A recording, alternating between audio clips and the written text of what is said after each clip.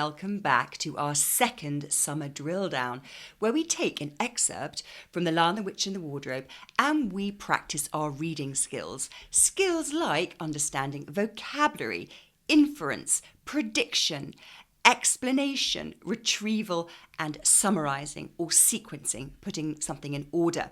Today I have for you an excerpt from chapter 3, starting on page 37, and the text should be coming up on your screen now. Read along with me.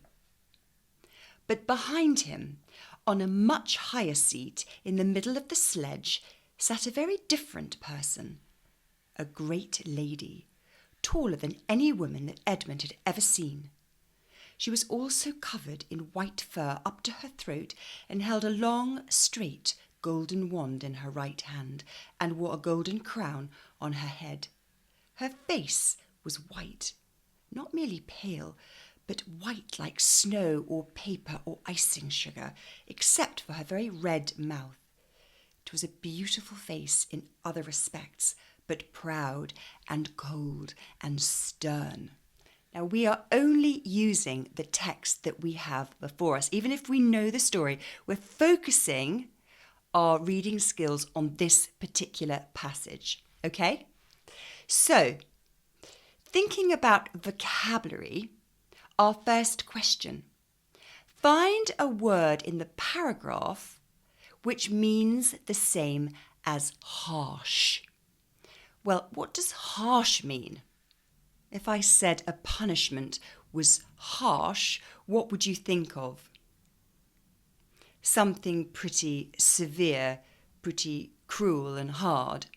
Now, if we're looking in the passage for a word that means that, where in the passage do you think we might be looking? Something that's severe or cruel.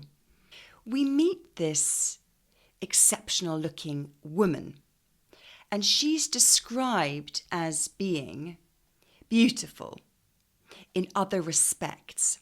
And then there's a but. And what does the but lead to? Proud and cold and stern. Is there anything there that could suggest severe or cruel? Remember, the face is beautiful, but there's something which isn't beautiful about the face. Cold, proud and cold and stern. Do you remember yesterday when we were figuring out a word for crept in the passage? We used a process of elimination. We looked at what we understood in the passage and found the word that we were less sure about. It could be that you pretty much understand this whole passage and you're not sure about the word stern. You would then say, well, in this context, could I swap stern for cruel, and does that work? And it actually does. So stern can mean harsh.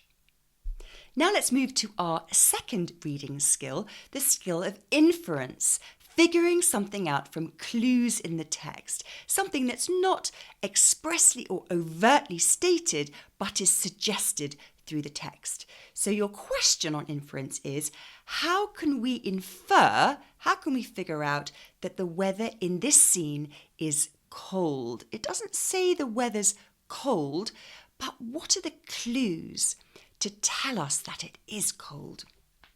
In this scene, we're introduced to this great lady, and she's sitting on what? A sledge. And when a sledge is used? When there's snow, a lot of snow actually. And what is she wearing? White fur up to her throat. Now, when would you wear that amount of fur that covers you so completely? When it's very cold. So the fact that there's a sledge and this lady is wearing fur up to her throat suggests that it's cold. Can you see? You've used the clues in the text to come up with that conclusion. Let's move on to our third reading skill of explanation, giving reasons why we think something. Your question is, how do you know the lady sitting on the sledge is important? Well, how is she described? First of all, where is she sitting? She's sitting higher up on the sledge, which suggests that she has an elevated status. What word, what adjective does the narrator use to describe her? Great, a great lady.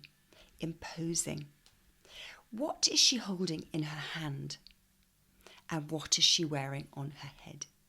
A wand and a crown suggest that she has some sort of power and that she's a queen. That is how we can tell that she's important. Now, let's move on to our next reading skill, the skill of prediction, telling what we think will happen next based on what we know from this passage. Again, there isn't much in this passage, but let's use what we've got. We can use the information about this lady to make a prediction about what might happen next. We know that she's cold and proud, and we know that she's important and she's carrying a wand. So we could predict that she's going to use her wand, perhaps to harm somebody. So our fifth reading skill is retrieval, going into the passage and finding words or phrases and just pulling them out exactly as they're written in the passage. So your retrieval question is, what are the things that the lady's face are compared to? When we are comparing something, we often use words such as like or as, and can we find that word in the passage, and will it lead us to what we want? Let's look at the description of her face. Her face was white, not merely pale, but white like snow or paper or icing sugar. So the three words that her face is compared to are snow, paper, or icing sugar, and we just pull those words out and write them down. So our last reading skill is the skill of summarising, where we are wrapping things up very economically, not using many words, just the key highlights from what we read. And this was a mainly descriptive passage, and so we're going to say something like, the lady arrives on a sledge, she's very tall and white and stern, is wearing fur and a crown and carrying a wand. Very simple. Those are the nuts and bolts of that passage. How did you get on? Can you see that when you actually just take it step by step, it's actually quite straightforward to practice these reading skills? The reason I've picked these fairly non-eventful passages is just to show you that you can take any collection of sentences and practice your reading skills. I wonder what book you're reading this summer. Have you gone along to a bookshop or a library and picked out a winner? If you haven't, do that now, and then you'll have something to look forward to at the end of the day. Or if your day's a bit boring or if it's raining outside, pick up a book and have some fun. Until the next time.